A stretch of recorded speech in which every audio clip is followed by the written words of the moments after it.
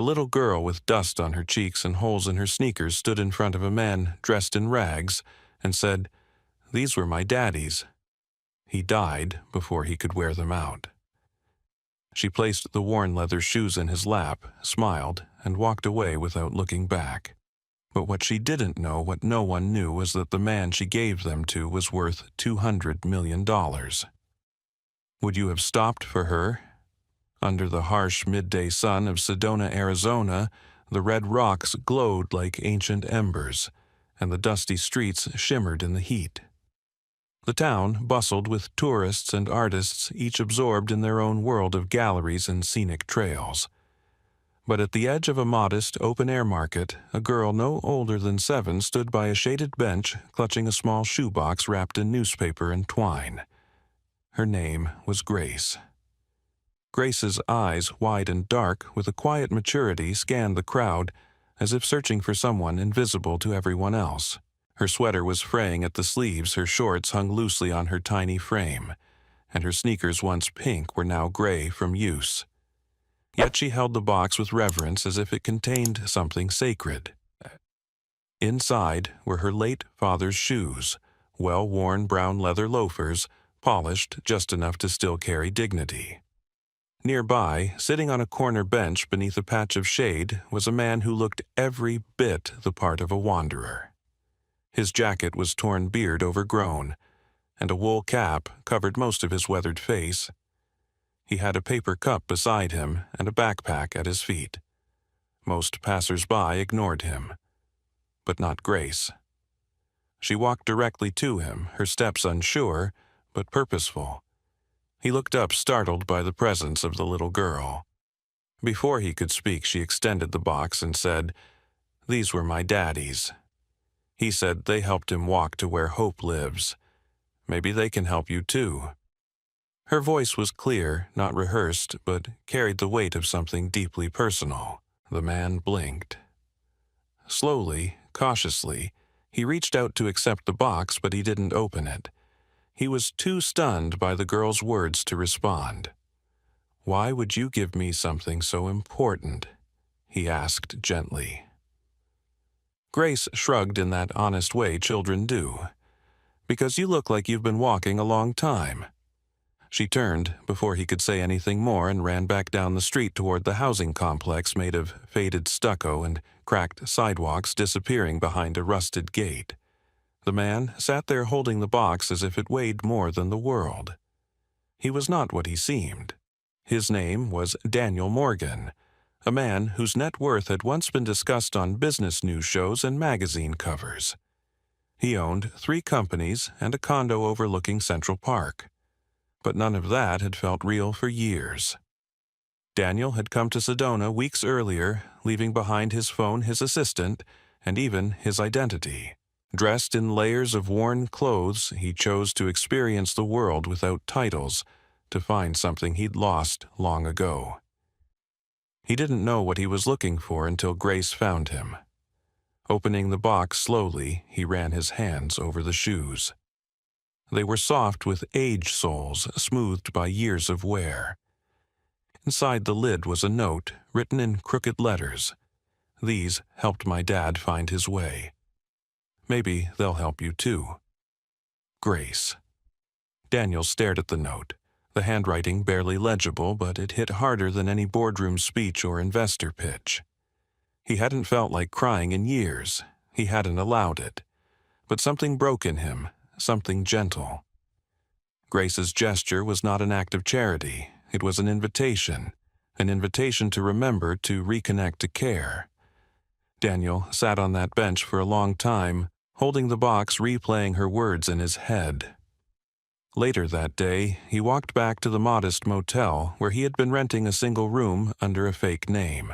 The shoes stayed on the bed as he paced the floor. He couldn't stop thinking about Grace. Where did she live? Who was her mother? Why had she been the one to show up so small, so certain with something so sacred? The next morning, Daniel returned to the same bench, this time earlier. He waited, watching the street, hoping she would appear again. Hours passed. He bought a sandwich from a nearby stand, but barely touched it. Just as he began to lose hope, he saw her walking, hand in hand, with a woman who moved slowly, her gait, uneven, her left hand trembling slightly. They passed the bench. Grace noticed him but didn't approach. She simply gave a small nod, the kind that said she remembered, but today was not the time. Daniel stood anyway, carefully following at a distance. They entered a building with chipped paint and broken mailboxes. Daniel noted the address. He wouldn't intrude, not yet. But he would return. That evening, he walked through the town's artisan district, where local artists displayed paintings and sculptures. It reminded him of something his own mother, long gone, who used to paint in their tiny apartment in Detroit. She had never sold a painting, but she believed in beauty and color, in leaving behind something that said, "I was here." Daniel realized he hadn't created anything in years. Only signed contracts, structured deals, written checks. But that little girl with her box of old shoes had given him more than a pair of memories. She had given him purpose. Back in his motel room, he placed the shoes on the dresser. Tomorrow, he would find out more.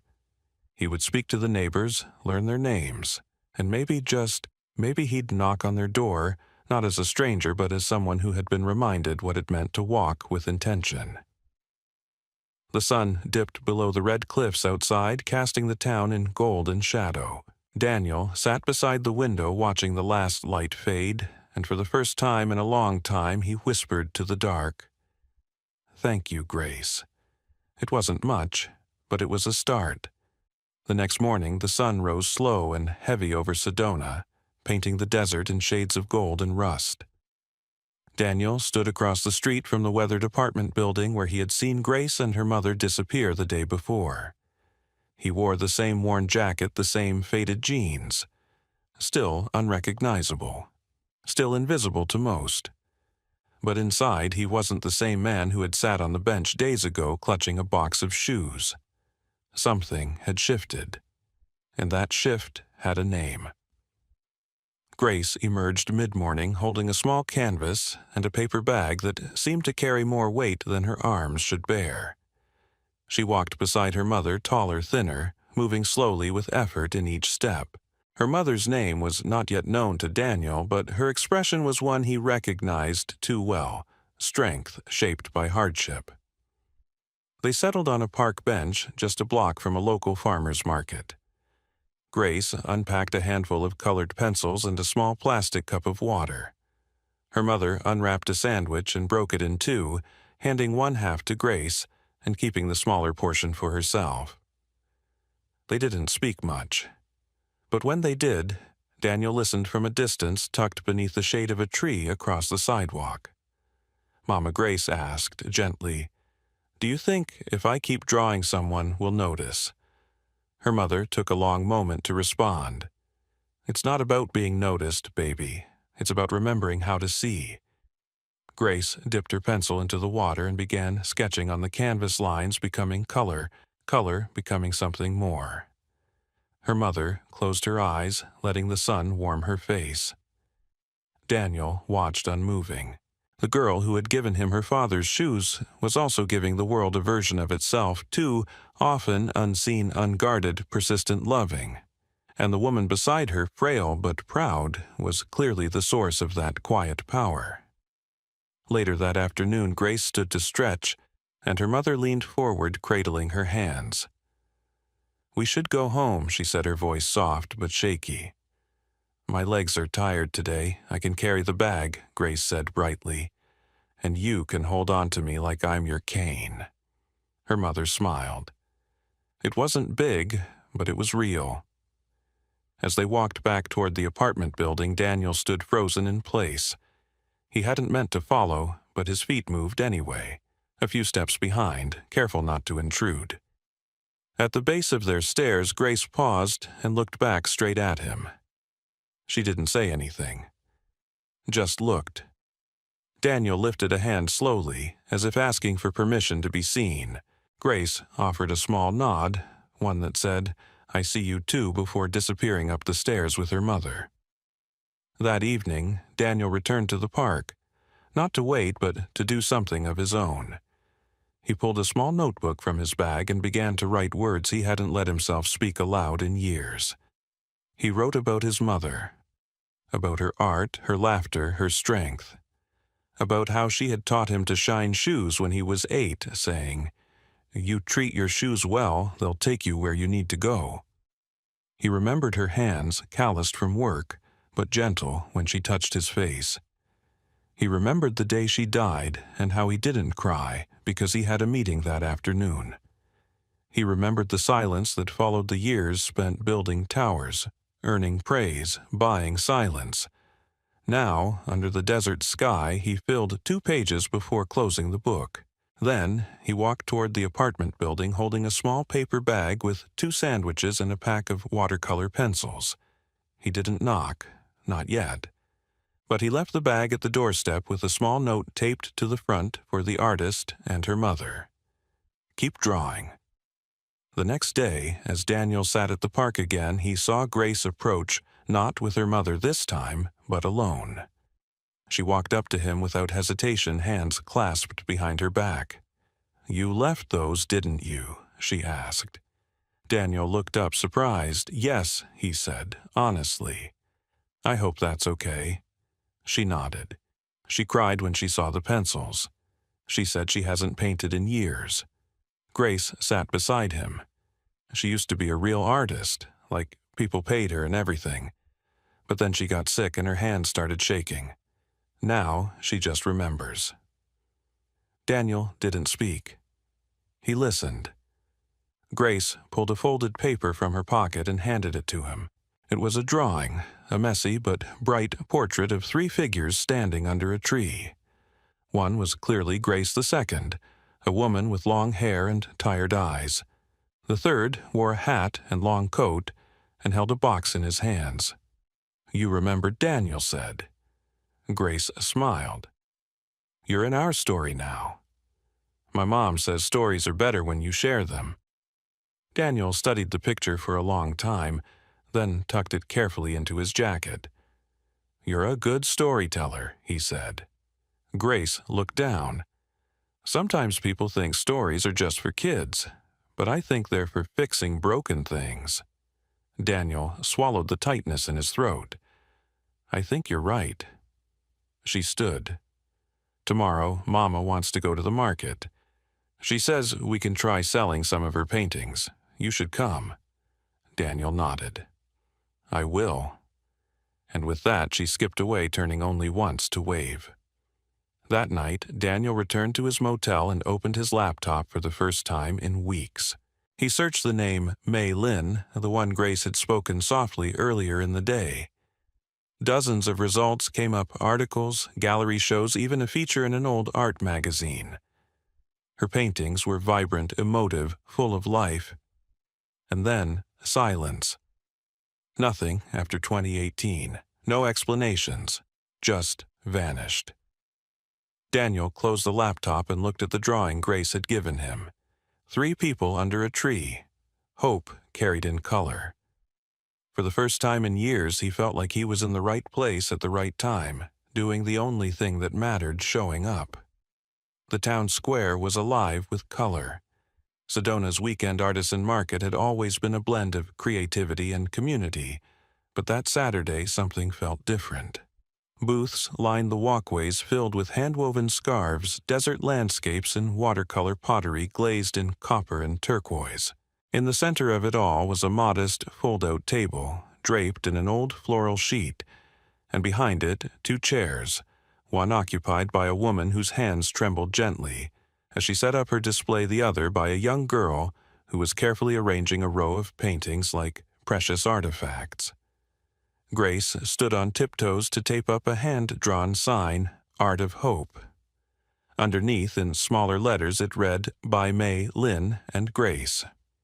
Daniel stood across the square, dressed now in a tailored linen shirt, dark jeans, and sunglasses that shaded more than just his eyes. He looked nothing like the man Grace had met on the bench. His hair was neatly combed, his beard trimmed. Only his eyes remained the same, quietly watchful, deeply moved. He hadn't planned to show up as himself. but something about Grace's invitation had compelled him to shed the disguise. It wasn't vanity, it was truth. He wanted her to see him for who he really was, whatever that meant now. The crowd around the Art of Hope table began to grow. People stopped, commented, pointed. Mei Lin's paintings, though modest in size, glowed with depth and memory. Her brushwork was unsteady in places, but the emotion was undeniable. One painting in particular drew attention: a pair of shoes resting in sunlight by a desert road. Next to them, a small figure walked ahead, barefoot, carrying a backpack. Daniel stared at it, unable to move. It was them. Or rather, it was him. The moment Grace had given him her father's shoes, captured not with exactness, but with heart. He waited until the crowd thinned before approaching. Grace was busy handing someone a small flyer, but when she looked up and saw him, her face froze, not in fear or confusion, but in recognition. Not of the clothes or the sunglasses, but of the man beneath them. "You came," she said, her voice barely above a whisper. Daniel smiled gently. "I promised, didn't I?" Mei Lin looked up, then her eyes narrowing slightly at the stranger now standing in front of her daughter. But Grace turned to her and said, "Mama, this is him." Mei Lin straightened in her chair. "The man with the shoes." Daniel nodded, removing his sunglasses. "My name's Daniel Morgan. I wasn't entirely honest when we first met. I needed to see the world differently. Your daughter helped me do that." Mei Lin stared at him for a long moment, her eyes searching. Then slowly she said, "She has a way of doing that." Daniel turned to Grace. "I saw your painting, the shoes. That day meant more to me than I can say." Grace tilted her head. "You look different." "I feel different," he replied. He looked down at the table. "I'd like to buy all of this," he said, "every painting. And I'd like to help you hold a full exhibition, something real in a gallery. I'll cover everything." Mei Lin's eyes widened. "Why would you do that?" Daniel paused. "Because someone gave me something they didn't have to give, and it changed everything." There was a silence between them, not awkward, but sacred. Then Grace reached under the table and pulled out a small cardboard box. "We have more," she said, offering it like a treasure chest. The rest of the afternoon passed in a blur. Daniel stayed at the table, not as a benefactor, but as a friend. He watched Grace explain her drawings to curious visitors. He saw Mei Lin smile for the first time, in a long time even laugh when an elderly woman asked if she'd ever painted cacti in tuxedos. Later, when the sun began to dip and the square took on a golden hue, Daniel walked with them to their apartment. They didn't talk much, just moved in quiet rhythm like people who understood each other without needing many words. Inside the small unit, Grace showed him where she kept her art supplies, a shoebox filled with mismatched crayons, broken pencils, and the watercolor set he had left at their door. Mei Lin made tea her hands steadier now, and offered it in chipped mugs with unmatched handles. Daniel sat on their worn couch, the scent of turmeric and acrylic paint in the air, and felt something unfamiliar settle in his chest. Peace. Before he left that night, Grace handed him a new drawing. This one was simple, a single shoe in the center of the page with roots growing from its sole like a tree. At the top, in a child's careful handwriting, it said, "Where you walk, things grow." Daniel folded the paper carefully and placed it in his jacket pocket. "Thank you," he said. Mei Lin walked him to the door. "You don't owe us anything," she said gently. "I know," Daniel replied, "but I think I might owe myself the chance to make something right." She nodded, once her expression unreadable but kind. That night, as Daniel stood on the balcony of his hotel room, overlooking the Red Rock cliffs, he took out the drawing and looked at it again. He thought of the little girl who had given away her father's shoes, of the woman who had lost her craft but not her strength. of the stranger he had once been sitting on a park bench pretending to be lost, only to be found in the most unexpected way. And in that moment, Daniel Morgan, a man who once owned everything but felt nothing, understood that some gifts don't arrive wrapped in ribbon or framed in glass. Some come barefoot, carrying hope. The air in Santa Fe carried a quiet kind of magic, the kind born from sun-drenched adobe walls and the scent of pinon smoke that lingered in the evenings. The city's rhythm was slower than Sedona's gentler somehow, and it seemed to welcome Grace and May Lynn like it had been waiting for them all along. They arrived in a car Daniel had sent, a modest black SUV with a driver who didn't ask questions and who smiled at Grace as if she were already someone important. The move had happened quickly. Daniel had made the call within days of the market reveal, arranging for a furnished apartment near the historic district. It had large windows that spilled light across terracotta floors, and a tiny balcony where Grace could paint while the sun dipped behind the Sangre de Cristo Mountains. May Lynn had protested at first, but Daniel had a way of reassuring people without pressure. He simply said, "You've given so much already. Let someone give something back." But it wasn't charity, not anymore. It was a collaboration, a shared vision, one born from that folding table at the artisan market, and the silent promise in Grace's drawings. With Daniel's support, they were opening a studio space just blocks from their new home nestled between a coffee shop and a bookstore.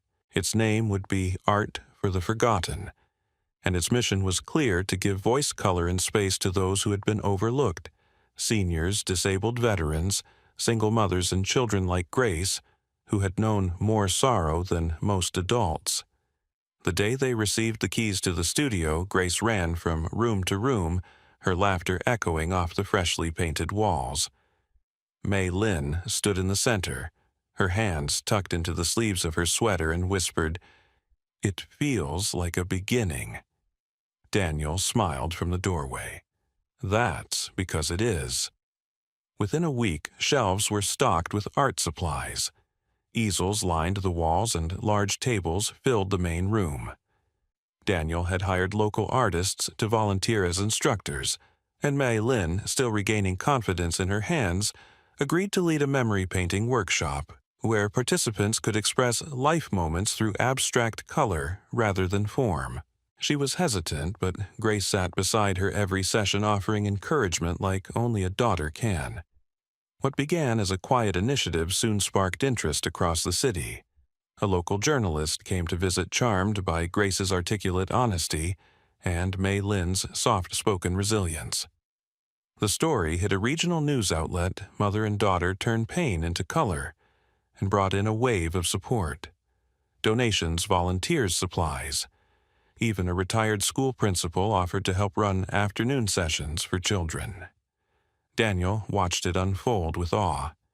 He didn't take credit. He didn't want to. He came in early to sweep the floors and stayed late to stack chairs. Most days, he wore paint-stained jeans and a faded t-shirt blending in with the rest of them. He'd never been more himself. One afternoon, Grace sat cross-legged on the floor of the studio's reading corner, sketching with a box of new markers Daniel had brought her. "Do you think," she asked without looking up, "people will come here when they're sad?" Daniel set down the box of clay he was carrying. "I hope so, because Mama says, when you don't have words for something, you can always draw it." He nodded.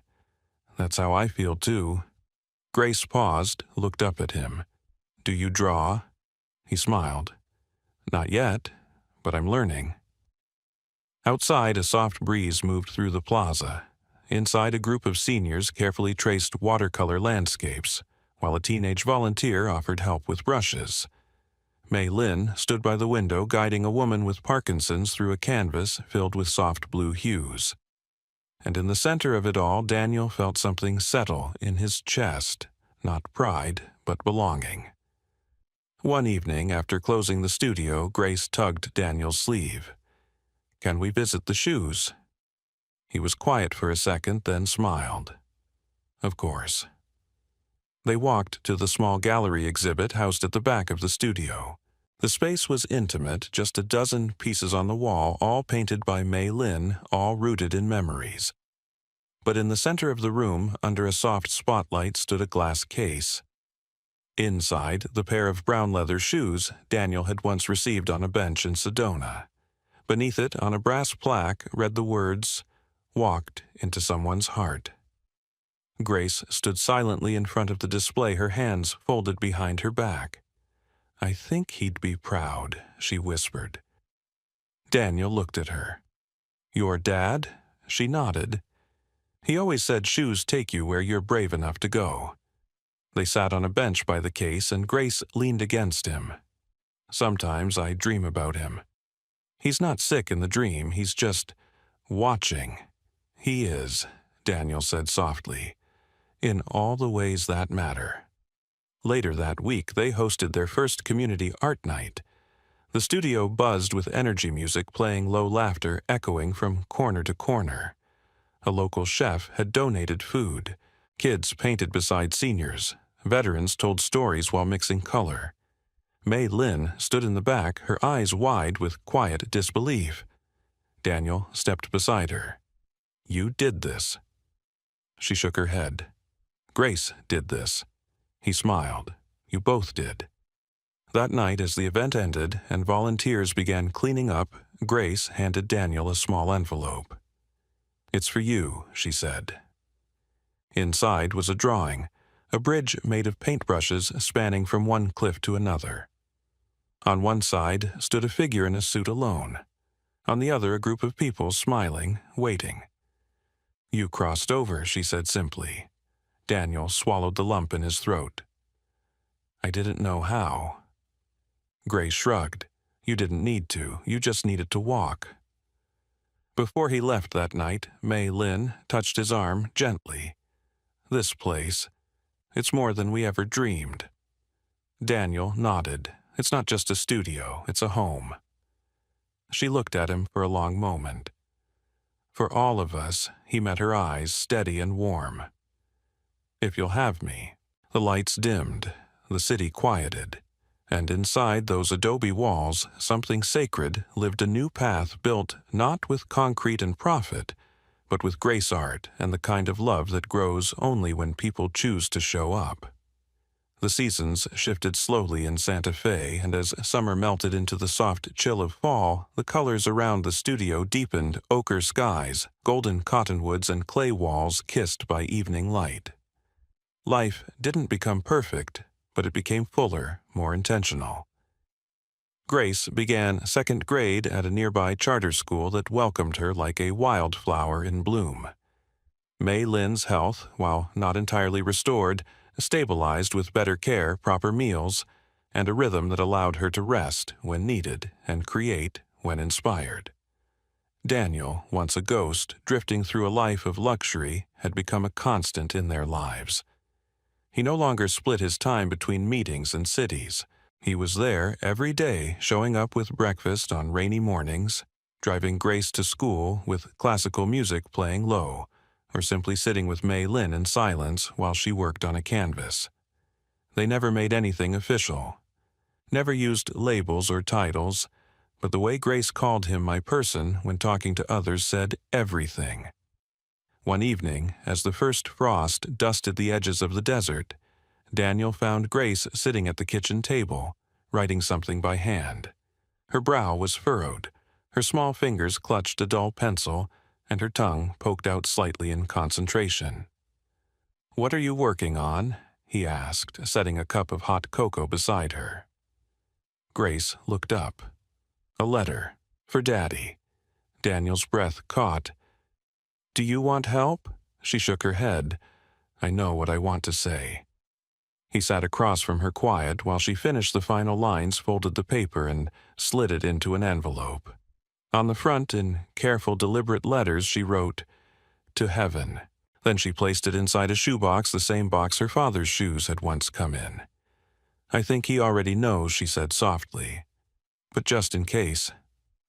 Daniel nodded. "It's beautiful." She reached into her backpack and pulled out a crumpled sheet of colored paper. a drawing of a small house beneath a big sun with 3 figures holding hands in front of it. "That's us," she said. "Mama, me, and you." His throat tightened. "It's perfect."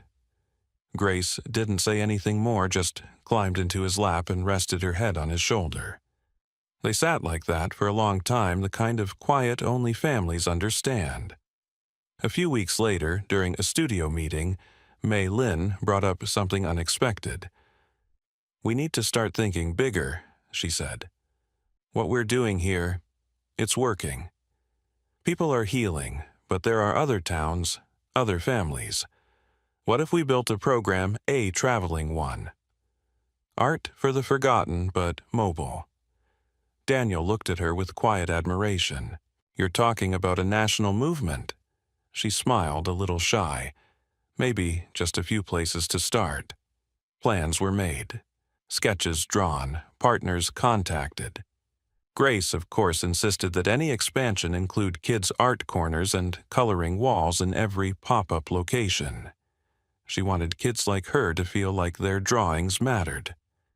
Within months, a second location opened in Albuquerque, followed by a weekend exhibit in Tucson. Word spread.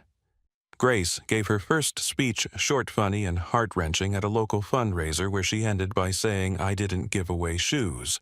I gave away hope, and it came back bigger." The room had gone still. Then erupted in applause. Daniel watched from the wings, hands trembling with something deeper than pride. Reverence, maybe. Awe at the small girl who had taught him how to be a man again. Eventually, he made a decision. He stepped down from the last of his corporate boards, handed control of his businesses to people he trusted, and moved permanently to Santa Fe. He bought a small adobe house near the studio with a courtyard full of lavender and room for Grace to hang her paintings. When Mei Lin's condition flared, he was there with tea and silence. When Grace had nightmares, it was Daniel who sat beside her bed until the shadows retreated. One day, a social worker named Alicia came to visit. She had been following their story since the beginning, and brought with her an official packet documents outlining guardianship options and legal protections just in case. Mei Lin looked at Daniel. "I'm not going anywhere. But I'd feel better if I knew should anything happen. She'd have you." Daniel nodded, his voice quiet. "Whatever you need. Whatever she needs." The papers were signed without ceremony, just quiet tears, and a shared glance that said, "We are family now." Later that night, Grace whispered to Daniel as he tucked her in, "Does this mean I'm yours forever?" Daniel knelt by her bed. "You were mine the moment you handed me those shoes." She giggled, sleepy-eyed. "Then I made a good choice." As winter settled in, the studio glowed with life. Holiday workshops brought people from neighboring towns. The gallery's walls filled with new pieces, paintings of joy and pain, of resilience and laughter. Grace's newest collection, called Places My Heart Lives, was selected for a youth showcase in Santa Fe's main cultural center. Mei Lin painted again, too slowly, intentionally, her hands steadier with each brushstroke. Her work told stories, now not just of grief, but of growth. And Daniel. He no longer kept track of net worths or quarterly reports. He woke up early to make pancakes. He took long walks with Grace, letting her chatter about clouds and colors and books she was writing in her head. He still wore expensive shoes, but now they were scuffed at the toes from playground dirt and studio floors. He kept the original pair, the ones Grace had given him, inside a glass case in his home. Not as a symbol of charity, but as a reminder that sometimes the path we're meant to take begins when someone smaller and braver than us holds out a hand and says, "Walk with me." On the 1-year anniversary of the studio's opening, they held a celebration. People came from 5 states. There was music, food, dancing. Grace read a poem she had written, and Mei Lin unveiled a new painting titled The House We Built. At the end of the night, as stars filled the New Mexico sky, Daniel stood in the courtyard surrounded by laughter and light. Grace ran up to him barefoot, holding another drawing. "This one's for our next chapter," she said. It showed a road winding through mountains lined with shoes of all shapes and sizes, and at the end of it a sign that read, "Home." Daniel took the picture, held it against his chest, and smiled.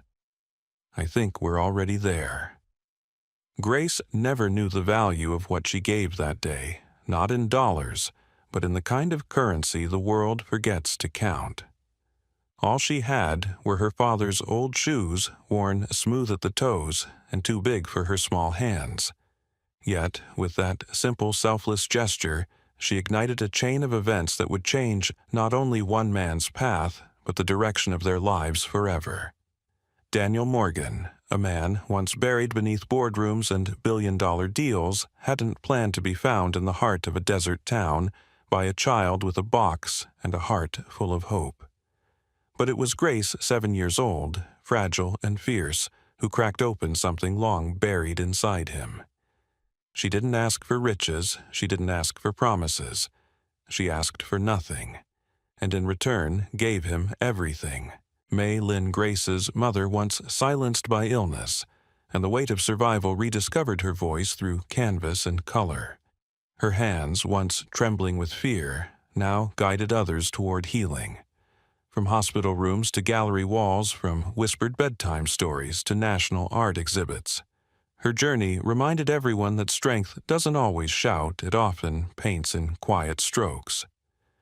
Together, the three of them built more than a studio. They built a home where forgotten stories could be told again, where strangers became family, and where shoes old and scuffed could become sacred symbols of something new. The courage to walk beside someone, not ahead of them. This story wasn't about a millionaire saving a little girl. It was about a little girl saving a man from a life that looked full but felt hollow. It was about what happens when someone decides to stop to listen, to show up. Not with solutions, but with presence. Not to be a hero, but to become human again. In a world chasing headlines and speed, Grace reminded us of the power in slowing down, in bending down, in giving something precious away even when you have nothing else to give. And Daniel showed us what it looks like to come home not to a place, but to a purpose. So what can we take from this? Maybe the lesson isn't just about charity or kindness. Maybe it's about presence. Maybe it's about noticing the people we pass by every day. The child sitting alone at lunch, the elderly neighbor who hasn't spoken to anyone in days, the single mother at the checkout counter calculating what she can afford. Maybe the question we should be asking isn't, "What can I do to help?" but rather, "Who do I need to become to see others more clearly?" Because the truth is, we all carry something that could change someone else's life.